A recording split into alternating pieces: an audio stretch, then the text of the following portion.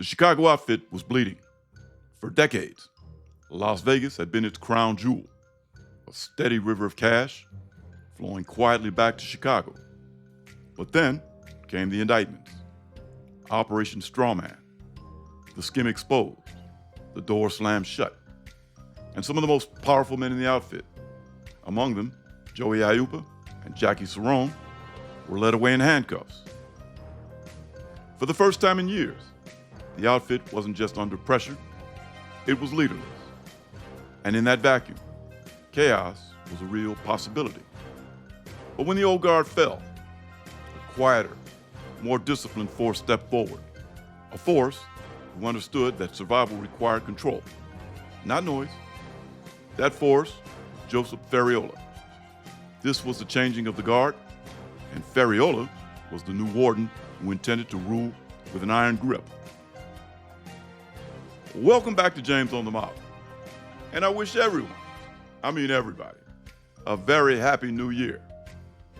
In this first episode of 2026, we examine the moment the Chicago outfit was forced to reinvent itself, from the skim to the street tax, after the Las Vegas prosecutions shattered its leadership. This is the story of how Joseph Ferriola emerged from the shadows to steady, collapsing empire, usher in a new generation of bosses, and impose order when disorder could have destroyed everything. He was a bridge between two eras, possessing the street-level grit of the Southside policy wars of the 1950s and the suburban corporate sophistication of the RICO era. And though his reign as boss would be a short 3 years, he would oversee the violent purge of the old guard, professionalized, systematic extortion of an entire city, and ultimately undergo 2 heart transplants in a desperate bid to outrun both death and a federal life sentence. To understand the boss, you have to understand the neighborhood.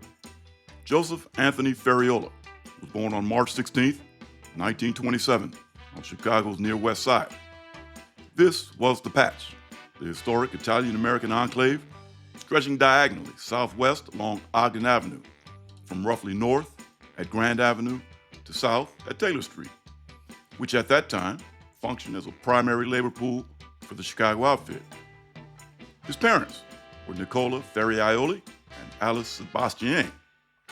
How Ferriola acquired his most famous street nickname, Joe Nagao, seems to be a mystery, at least to me. In researching Ferriola, I was not able to find a real plausible genesis for the nickname Nagao. Now, it's said that it came from his maternal side, but I can't seem to make the connection.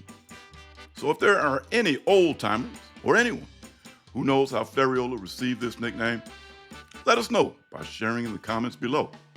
Be much obliged. Ferriola grew up in an environment where organized crime wasn't a choice. It was a structural reality. He came of age in the Taylor Street area, socializing at local hubs like Mary's Restaurant at the corner of Taylor and Bishop Streets.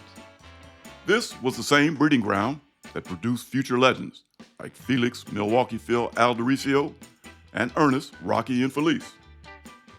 Every rising star in the outfit needs a sponsor. Ferriola's mentor was Leonard Fat Lenny Caifano. Fat Lenny was a heavy-hitting bookmaker and the brother of the feared enforcer Marshall Caifano. Under Caifano, Ferriola wasn't just a hoodlum. He was a student of the mechanics of racketeering.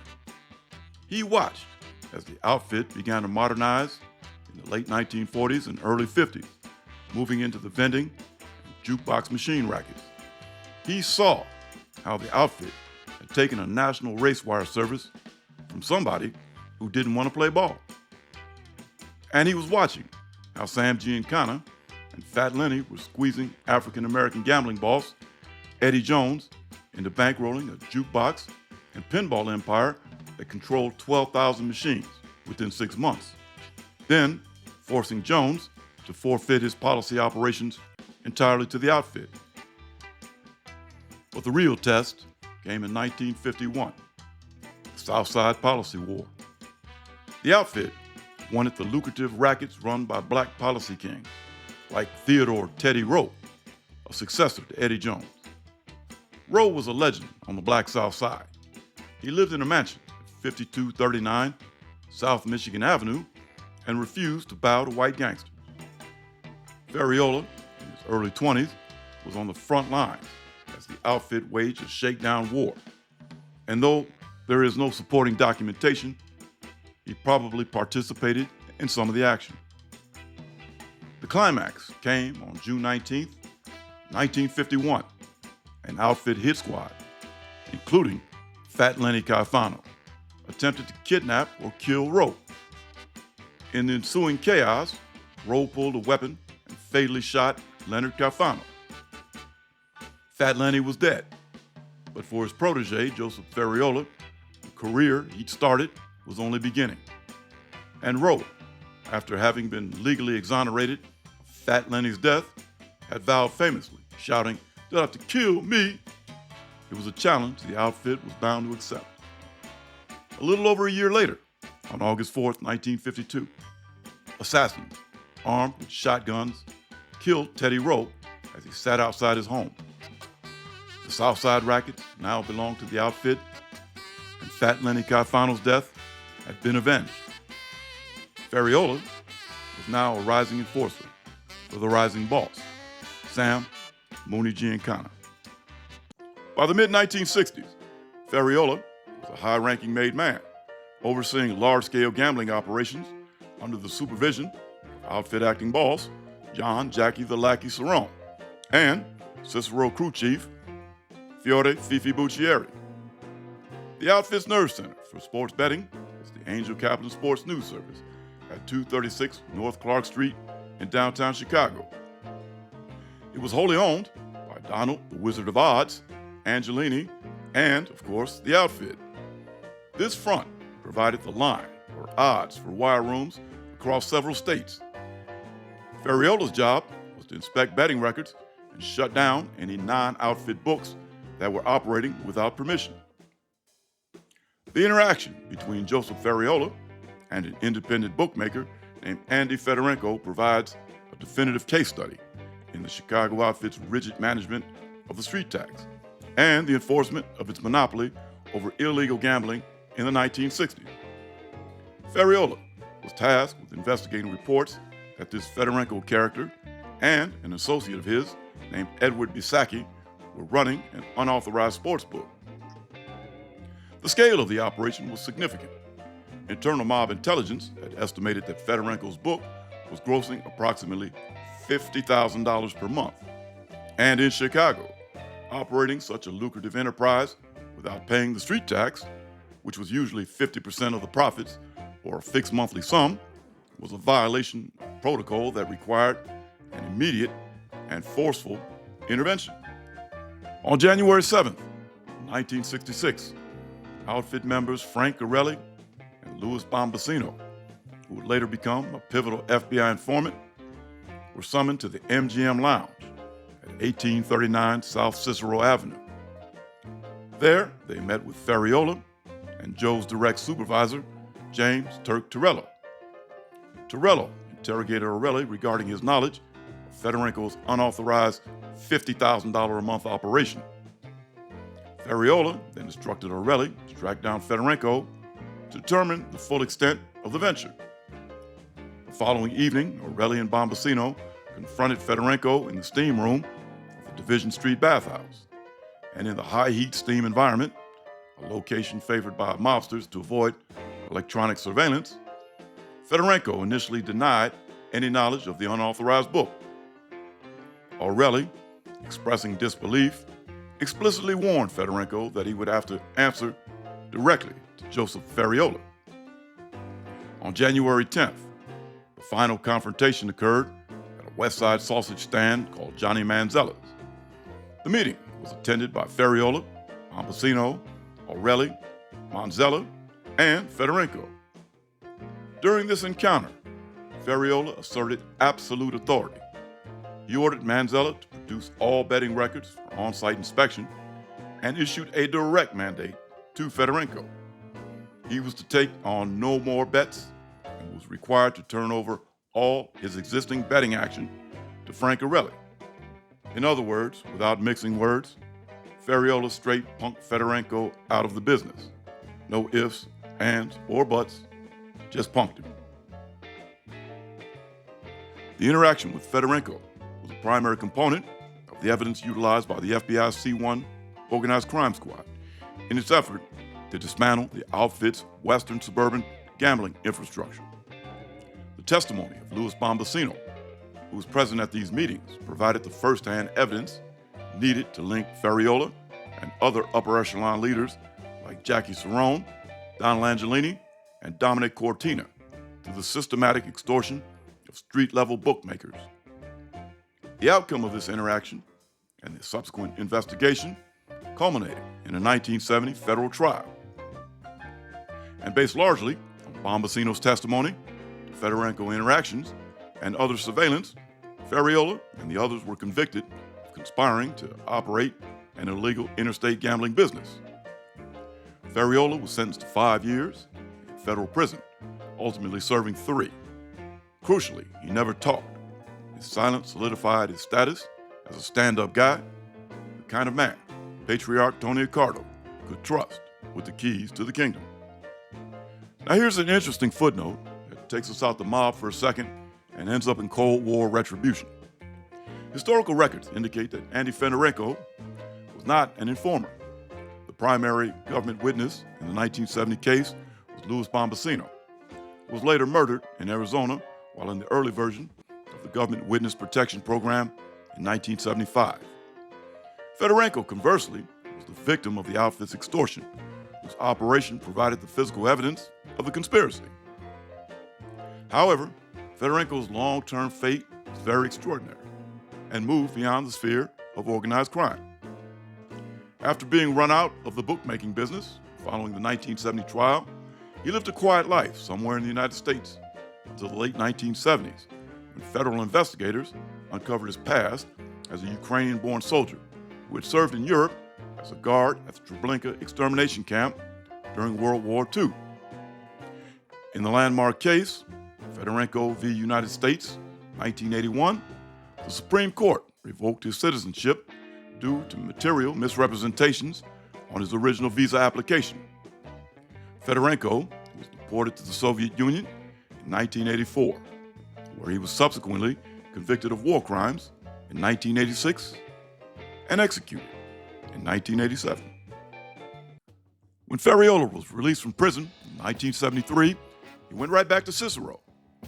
Cicero had been the outfit's piggy bank since the days of Al Capone. Leadership there had been a clear line of succession. Joseph Aiuppa ran it from the 1940s until 1971. Fiore, Fifi Buccieri, took over until his death from cancer in 1973. James Turk Torello ruled until 1979. Initially, Ferriola served as Torello's top lieutenant, handling sensitive hits and overseeing the northwestern suburban crescent of Cook and Lake counties. When Torello died in 1979, Joe Nagel became the boss of the cicerocrew. He appointed Ernest, Rocky, and Felice as his underboss. Their headquarters was a front called M&M Amusement, also known as Buff Amusement, at 5533 West 25th Street in Cicero. This company placed video gambling machines in bars throughout the south, west, and northwestern suburbs. The indirect interaction between Joseph Ferriola and outfit associate John Christofilos serves as a chilling illustration of how the Chicago syndicate maintained internal discipline and enforced territorial monopolies in the suburban loan sharking and gambling rackets. This interlinkage, which culminated in the gangland execution of Christofilos, was a pivotal moment for Ferriola, demonstrating his authority as a high-level capo regime who sanctioned lethal force to resolve internal business disputes. The genesis of the conflict lay in the operational friction between John Christofilos, who owned and operated a roadhouse in North Chicago, and Tony Borsellino, an outfit member and member of the notorious Wild Bunch, a band of Cicero killers, who was working to consolidate rackets in the same area. Christofilos, though an associate of the organization, began impeding or interfering with one of Borsellino's established rackets. In the outfit of the 1970s, such disputes were not handled through negotiation, but through the seeking of permission from territorial bosses. Tony Borsellino approached the leadership of the Cicero-based Western Suburban Crew, then overseen by Joseph Ferriola and his mentor, James Turk Torello, to request a formal sanction for the removal of Christofilos. The decision-making process took place within the tight-knit circles of the cicerocrew, which at the time utilized informal headquarters such as the MGM Lounge at 1839 South Cicero Avenue. This authorization set into motion a professional hit team that included Borsellino himself and two other members of the Wild Bunch, Jerry Scalise and a young enforcer named Jerry Scarpelli. The interaction reached its violent conclusion on the night of March 11, 1979. The hit team, acting under the authority of Ferriola, drove to Christofilos' roadhouse in North Chicago to lie in wait. As John Christofilos emerged from the club and entered his vehicle, the assassins moved in. Wearing masks and carrying shotguns, they intercepted the target, while Gerald Scarpelli acted as a lookout. Tony Borsellino fired the fatal shots that killed Christofilos inside his car. According to later testimony by Scarpelli, the hitmen received no monetary payment for the execution, describing the act as just business, performed to satisfy the requirements of the outfit leadership. The immediate outcome of the murder was the permanent removal of a business obstruction for the Cicero crew. For Joseph Ferriola, the successful hit solidified his reputation as a stand-up guy and a cold-blooded terrorist who was quickly willing to sanction the murder of associates to maintain financial order. However, the long-term consequences reveal the volatile nature of the individuals Ferriola supervised.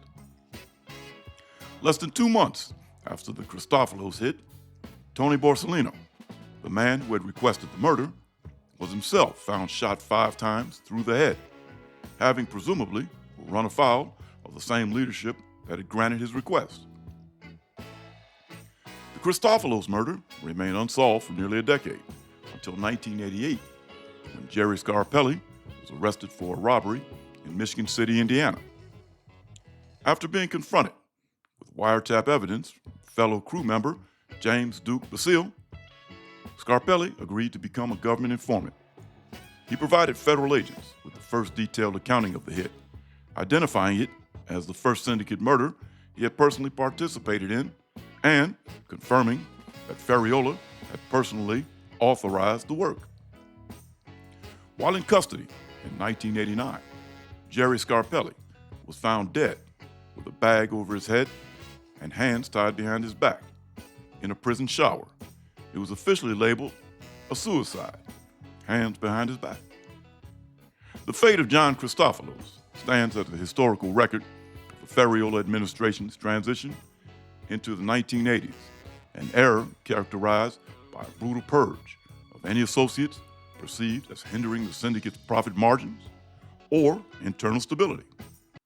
This brings us to Ferriola's other nickname, Mr. Clean. Though Ferriola was known as a fastidious dresser, it wasn't just about his suits. It was about the image of legitimacy he projected as an affluent suburbanite. But there was a massive irony to the name. In the mid-1970s, Ferriola took over a tavern in Highland Park called the Green Duck and rebranded it as the Roman House. Under Ferriola's oversight, it became a high-end vice hub featuring nude dancing and a sophisticated prostitution ring. It was prostitution on credit. Patrons could pay for sexual services with Visa, MasterCard, or American Express. The club was notorious for predatory practices, like charging $100 per drink to a customer's credit card. The operation was managed by one Vito Caliendo and his brother Philip, but Ferriola took the lion's share of the millions it generated. In 1985, the clean image was shattered. Ferriola was convicted of running the prostitution ring out of the Roman House. The club was permanently closed. Interestingly, there is a silent monument to this era, a sculpture called Miss Nitro sits in front of the Highland Park Library.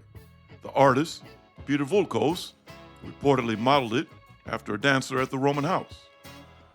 When officials found out, the nameplate was removed and is now just untitled. Despite the prostitution conviction, 1985 was the year Joseph Ferriola became the most powerful man in Chicago. The outfit's top brass had been decimated by the strawman investigation into the skimming of $2 million from Las Vegas casinos like the Star does. In 1986, Joseph Iupa and Jackie Cerone were sentenced to 28 years in prison, and they weren't coming back. Patriarch Tony Accardo needed a man to run the daily business. In 1985, he named Ferriola operations chief, and by early 1986, after a high-level meeting at the Czech Lodge in North Riverside, Ferriola was the definitive boss. Accardo stayed on as consigliere with the final say, and Sam Wings Carlisi was named Ferriola's street underboss. To mark his ascension, Ferriola built a $500,000 14-room mansion at 716 Forest Glen Lane in Oak Brook. It was just a mile from the home of the incarcerated Joey Iupa. This move symbolized the suburbanization of the mob, shifting from urban corners to manicured lawns and high-level coordinate meetings. Ferriola's reign was defined by internal cleansing. He wanted to maximize the street tax, the monthly payment demanded from every independent bookmaker and pawn shop in the city. He used a team known as the Wild Bunch, previously mentioned, featuring his nephew and notorious top enforcer, Harry Ailman. Ailman was the Hammer. He had been suspected in the murders of Richard Kane, Jimmy the Bomber Catuara, Charles Nicoletti, and later Charles Chucky English. In May of 1977, he was famously acquitted of the 1972 murder of Teamster William Billy Logan after a $10,000 bribe was paid to Judge Frank Wilson, a fix orchestrated by the outfit's First Ward political machinery. It was a ruling which would be overturned in 1997 when information about the fix was exposed by a corrupt attorney, Robert Cooley, and led to the jailing of Ailman for life and the suicide of retired Judge Frank Wilson in Arizona. Ferriola had no patience for dissenters. On February 13th, 1985, Valentine's Eve, he ordered a hit on Charles Chucky English. English was a former aide to former boss Sam Giancana, who was trying to regain his old power and was reportedly bad-mouthing Ferriola. English ate a last meal of roast pig at Horwath's restaurant in Elmwood Park. And as he walked to his white Cadillac DeVille in the parking lot, two masked gunmen pumped 5 shots into his body. One bullet hit him directly between the eyes. The message was clear. The Giancana era was dead. The Ferriola era was here. A similar fate met independent bookmaker Hal C. Smith. On February 7th, 1985, Smith was beaten and murdered after he refused to pay the street tax to Ferriola's cicerocrew. His body was found 3 days later in the trunk of his car. And between 1985 and 1988, as many as 28 gangland slayings were attributed to Ferriola's street tax enforcement. But while Ferriola was a terror on the streets, his own body was beginning to fail him. He suffered from advanced heart disease, and by late 1988, he was too ill to manage the outfit and delegated daily supervision to Sam Wings Carlisi. What followed was a surreal medical odyssey.